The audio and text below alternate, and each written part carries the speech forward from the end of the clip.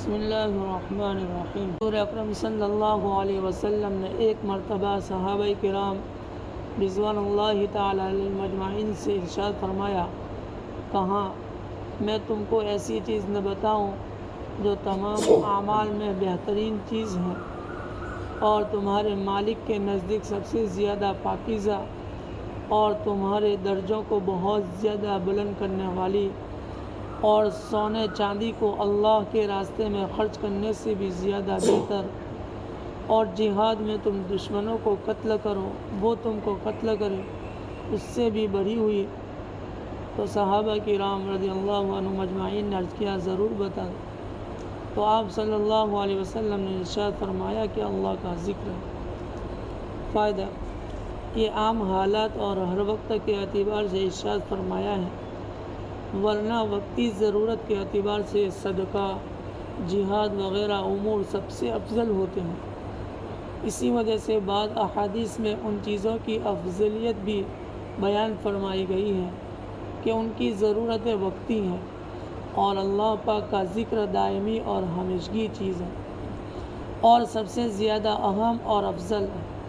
ایک حدیث میں حضور اکرم صلی اللہ علیہ وسلم کا ارشاد ہے کہ ہر چیز کے لیے کوئی صاف کرنے والی اور میل کچیل دور کرنے والی چیز ہوتی ہے، یعنی مثلا کپڑے اور بدن کے لیے صابن، لوہے کے لیے آگ کی بھٹی وغیرہ وغیرہ۔ دلوں کی صفائی کرنے والی چیز اللہ تعالیٰ کا ذکر ہے، اور کوئی چیز اللہ کے عذاب سے بچانے والی اللہ کے ذکر سے بڑھ کر نہیں۔ اس حدیث میں چونکہ ذکر کو دل کی صفائی کا ذریعہ اور سبب بتایا ہے، اس سے بھی اللہ کے ذکر کا سب سے افضل ہونا ثابت ہوتا ہے، اس لیے کہ ہر عبادت اسی وقت عبادت ہو سکتی ہے جب اخلاص سے ہو اور اس کا مدار دلوں کی صفائی پر ہے۔ اسی وجہ سے بعض صوفیہ نے کہا ہے کہ اس حدیث میں ذکر سے مراد ذکر قلبی ہے، نہ کہ زبانی ذکر، اور ذکر قلبی یہ ہے کہ دل ہر وقت اللہ کے ساتھ وابستہ ہو جائے، اور اس میں کیا شک ہے کہ یہ حالت ساری عبادتوں سے افضل ہے، اس لیے کہ جب یہ حالت ہو جائے تو پھر کوئی عبادت چھوٹ ہی نہیں سکتی کہ سارے اعضاء ظاہری اور باطنی دل کے تابع ہیں۔ جس چیز کے ساتھ دل وابستہ ہو جاتا ہے سارے ہی اعضاء اس کے ساتھ ہو جاتے ہیں۔ عشاق کے حالات سے کون بے خبر ہے؟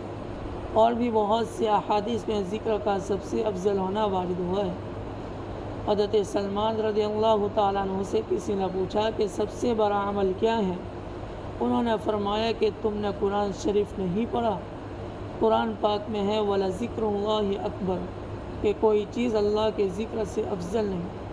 حضرت سلمان رضی اللہ عنہ نے جس آیت شریفہ کی طرف اشارہ فرمایا وہ 21ویں پارے کی پہلی آیت ہے۔ صاحب مجالس الابرار کہتے ہیں کہ اس حدیث میں اللہ کے ذکر کو صدقہ اور جہاد اور ساری عبادات سے افضل اس لیے فرمایا کہ اصل مقصود اللہ کا ذکر ہے اور ساری عبادتیں اس کا ذریعہ اور آلہ ہیں، اور ذکر کی بھی دو قسم کا ہوتا ہے، اور ذکر بھی دو قسم کا ہوتا ہے، ایک زبانی اور ایک قلبی۔ جو زبان سے بھی افضل ہے اور وہ مراقبہ اور دل کی سوچ ہے، اور یہی مراد ہے اس حدیث سے جس میں آیا ہے کہ ایک گھڑی کا سوچنا 70 برس کی یعنی 70 برس کی عبادت سے افضل ہے۔